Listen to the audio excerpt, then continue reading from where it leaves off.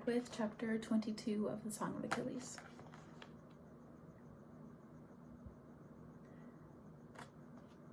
As triumphant as the raids were, they were only raids. The men who died were farmers, tradesmen from the vast network of villages that supported the mighty city, not soldiers. In councils, Agamemnon's jaw grew increasingly tight, and the men were restive. Where was the fight we were promised? Close, Odysseus said. He pointed out the steady flood of refugees into Troy. The city must be near to bursting now. Hungry families would be spilling into the palace, makeshift tents would clog the city's streets. It was only a matter of time, he told us. As if conjured by his prophecy, a flag of parley flew above Troy's walls the very next morning. The soldier on watch raced down the beach to tell Agamemnon King Priam was willing to receive an embassy. The camp was afire with the news. One way or another now, something would happen. They would return Helen, or we would get to fight for her properly in the field. The Council of Kings sent Menelaus and Odysseus, the obvious choices. The two men left at first light on their high-stepping horses, brushed to a shine and jingling with ornament.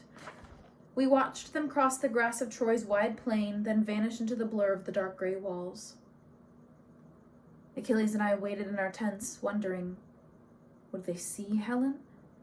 Paris could hardly dare to keep her from her husband, and he could hardly dare to show her either. Menelaus had gone conspicuously unarmed. Perhaps he did not trust himself. Do you know why she chose him? Achilles asked me. Menelaus? No. I remembered the king's face in Tyndareus' hall, glowing with health and good humor. He had been handsome, but not the most handsome man there. He had been powerful, but there were many men with more wealth and greater deeds to their name. He brought a generous gift, and her sister was already married to his brother. Maybe that was part of it. Achilles considered this, arm folded behind his head. Do you think she went with Paris willingly? I think if she did, she will not admit it to Menelaus.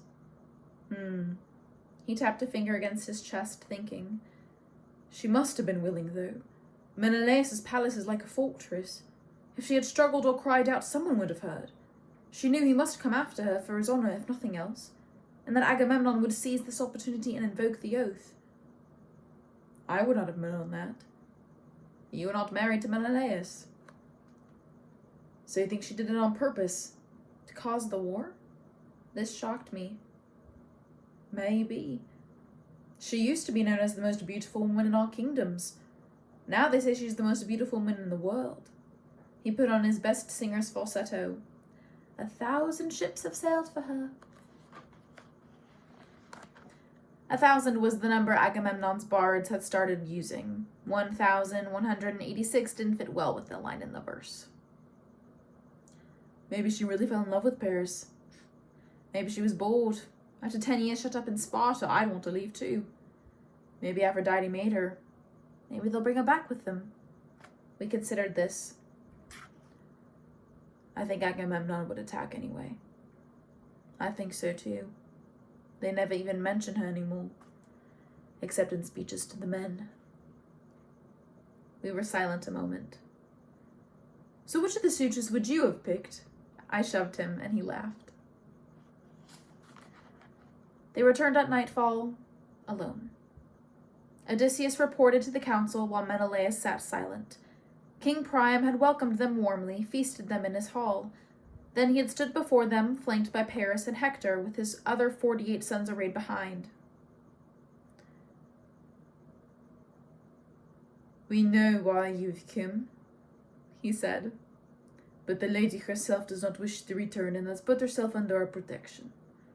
I've never refused a woman's defense, and I will not begin now. Clever, said Diomedes. They have found a way around their guilt.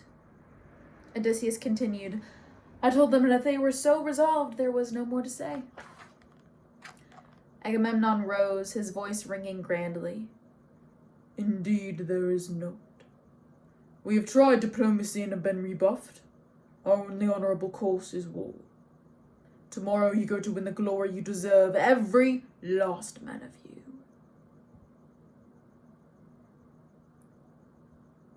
There was more, but I did not hear it. every last man. Fear sluiced through me. How could I have not thought of this?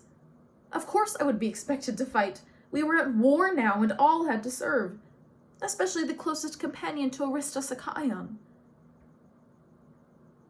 That night I barely slept.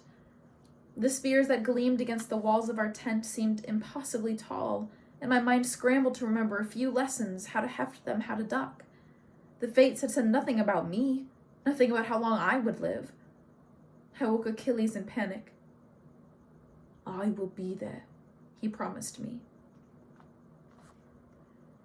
In the dark, just before dawn, Achilles helped me arm. Greaves, gauntlets, a leather cuirass, and bronze breastplate over it. It all seemed more of a hindrance than protection, knocking against my chin when I walked, confining my arms, weighing me down. He assured me that I would get used to it. I did not believe him. Walking out of the tent into the morning sun, I felt foolish, like someone trying on an older brother's clothing. The Myrmidons were waiting, jostling each other with excitement. Together, we began the long trip down the beach to the enormous, massing army. Already my breaths were shallow and swift. We could hear the army before we saw it, boasting, clattering weapons, blowing horns. Then the beach unkinked and revealed a bristling sea of men laid out in neat squares. Each was marked with a pendant that declared its king. Only one square was empty still, a place of primacy reserved for Achilles and his Myrmidons. We marched forward and arrayed ourselves, Achilles out in front, then a line of captains to either side of me. Behind us, rank upon gleaming rank of proud Athenians. Before us was the wide flat plain of Troy, ending in the massive gates and towers of the city. At its base, a roiling morass was ranged up against us, a blur of dark heads and polished shields that caught the sun and flashed. "Stay behind me," Achilles turned to say. I nodded, and the helmet shook around my ears. Fear was twisting inside of me, a wobbling cup of panic that threatened each moment to spill. The greaves dug into the bones of my feet, my spear weighed down my arm. A trumpet blew and my chest heaved. Now. It was now. In a clanking, clattering mass, we lurched into a run. This is how we fought. A dead-run charge that met the enemy in the middle. With enough momentum, you could shatter their ranks all at once. Our lines went quickly ragged as some outstripped others in their speed, glory-hungry, eager to be the first to kill a real Trojan. By halfway across the plain, we were no longer in ranks or even kingdoms. The Myrmidons had largely passed me, drifting in a cloud off to the left, and I mingled among Menelaus's long-haired Spartans, all oiled and combed for battle. I ran, armor banging. My breath came thickly, and the ground shook with the pounding of feet, a rumbling roar growing louder. The dust kicked up by the charge was almost blinding. I could not see Achilles. I could not see the man beside me. I could do nothing but grip my shield and run. The front lines collided in an explosion of sound, a burst of spraying splinters and bronze and blood. A writhing mass of men and screams, sucking up rank after rank like Charybdis. I always do that to her name. I saw the mouths of men moving, but could not hear them. There was only the crash of shields against shields, of bronze against shattering wood. A Spartan beside me dropped suddenly, transfixed through the chest by a spear. My head jerked around, looking for the man who had thrown it, but saw nothing but a jumble of bodies. I knelt by the Spartan to close his eyes, to say a quick prayer, then almost vomited when I saw that he was still alive, wheezing at me in beseeching terror. A crash next to me. I startled and saw Ajax using his giant shield like a club, smashing it into faces and bodies. In his wake, the wheels of a Trojan chariot creaked by, and a boy peered over the side, showing his teeth like a dog. Odysseus pounded past, running to capture its horses. The Spartan clutched at me, his blood pouring over my hands. The wound was too deep, there was nothing to be done. A dull relief when the light faded from his eyes at last. I closed them with gritty, trembling fingers. I staggered dizzily to my feet. The plain seemed to slew and pound like surf before me. My eyes would not focus. There was too much movement, flashes of sun and armor and skin. Achilles appeared from somewhere. He was blood-splattered and breathless, his face flushed, his spear smeared red up to the grip. He grinned at me, then turned and leapt into a clump of Trojans. The ground was strewn with bodies and bits of armor, with spear shafts and chariot wheels, but he never stumbled, not once. He was the only thing on the battlefield that didn't pitch feverishly, like the salt-slicked deck of a ship, until I was sick with it. I did not kill anyone or even attempt to. At the end of the morning, hours and hours of nauseating chaos, my eyes were sunblind and my hand ached with gripping my spear, though I had used it more often to lean on than threaten. My helmet was a boulder crushing my ears slowly into my skull. It felt like I had run for miles, though when I looked down I saw that my feet had beaten the same circle over and over again, flattening the same dry grass as if preparing a dancing field. Constant terror had siphoned and drained me, even though somehow I always seemed to be in a lull, a strange pocket of emptiness into which no men came, and I was never threatened. It was a measure of my dullness, my dizziness, that it took me until mid-afternoon to see that this was Achilles' doing. His gaze was on me always, preternaturally sensing the moment when a soldier's eyes widened at the easy target I presented. Before the man drew another breath, he would cut him down. He was a marvel, shaft after shaft flying from him, spears that he wrenched easily from broken bodies on the ground to toss at new targets. Again and again I saw his wrist twist, exposing its pale underside, those flute-like bones thrusting elegantly forward. My spear sagged forgotten to the ground as I watched. I could not even see the ugliness of the deaths anymore, the brains, the shattered bones that later I would wash from my skin and hair. All I saw was his beauty, his singing limbs, the quick flickering of his feet.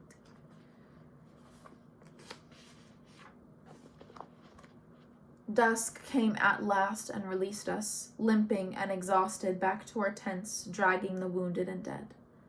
"A good day," our kings said, clapping each other on the back. "An auspicious beginning. Tomorrow we will do it again." We did it again. And again. A day of fighting became a week, then a month, then 2. It was a strange war. No territory was gained, no prisoners were taken. It was for honor only, man against man. With time, a mutual rhythm emerged. We fought a civilized 7 days out of 10, with time off for festivals and funerals. No raids, no surprise attacks. The leaders, once buoyant with hopes of swift victory, grew resigned to a lengthy engagement. The armies were remarkably well matched, could tussle on the field day after day with no side discernibly stronger. This was due in part to the soldiers who poured in from all over Anatolia to help the Trojans and make their names. Our people were not the only ones greedy for glory. Achilles flourished. He went to battle giddily, grinning as he fought. It was not the killing that pleased him. He learned quickly that no single man was a match for him, nor any 2 men, nor 3. He took no joy in such easy butchery, and less than half as many fell to him as might have. What he lived for were the charges, a cohort of men thundering towards him. There, amidst 20 stabbing swords, he could finally, truly fight. He gloried in his own strength, like a racehorse too long penned, allowed at last to run. With a fevered, impossible grace, he fought off 10, 15, 25 men. This, at last, is what I can really do.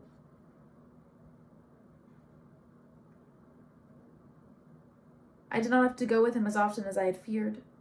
The longer the war dragged on, the less it seemed important to roust every Greek from his tent. I was not a prince with honor at stake. I was not a soldier bound to obedience, or a hero whose skill would be missed. I was an exile, a man with no status or rank. If Achilles saw it fit to leave me behind, then that was his business alone. My visits to the field faded to 5 days, then 3, then once every week. then only when Achilles asked me. This was not often. Most days he was content to go alone, to wade out and perform only for himself. But from time to time he would grow sick of the solitude and beg me to join him, to strap on the leather stiffened with sweat and blood and clamber over bodies with him, to bear witness to his miracles.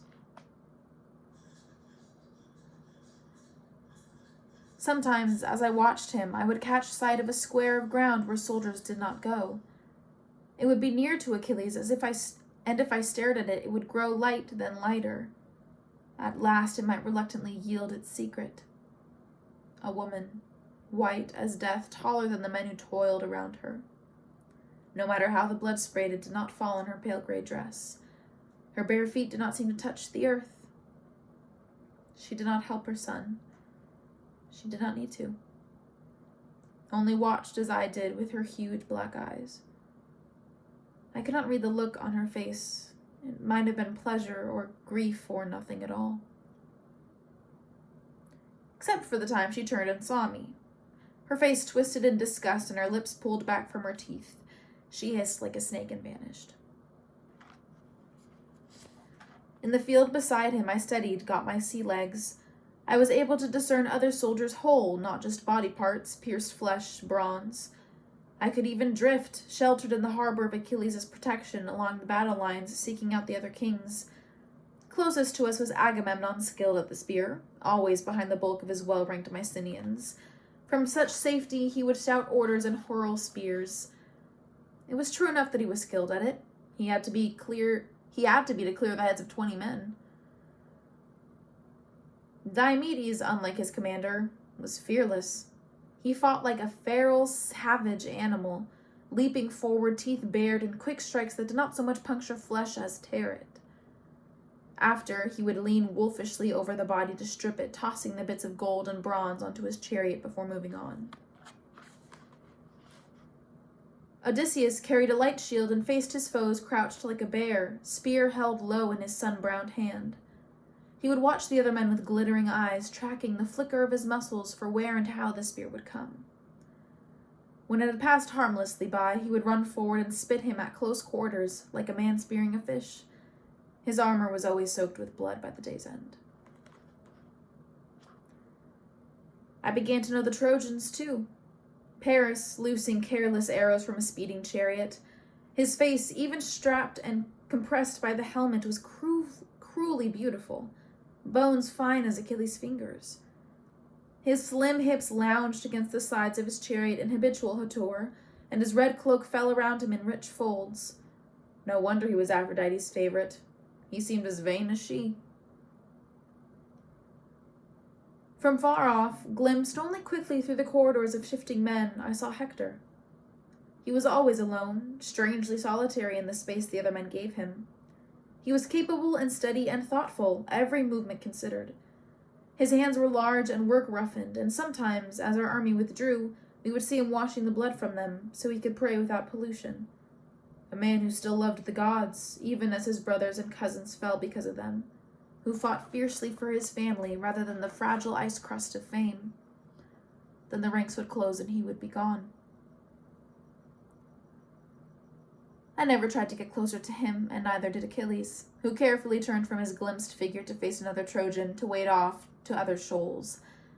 Afterwards, when Agamemnon would ask him when he would confront the Prince of Troy, he would smile his most guileless, maddening smile. What has Hector ever done to me? And that's the end of chapter 22. Sorry for all the mistakes. I'm just too lazy to edit it today.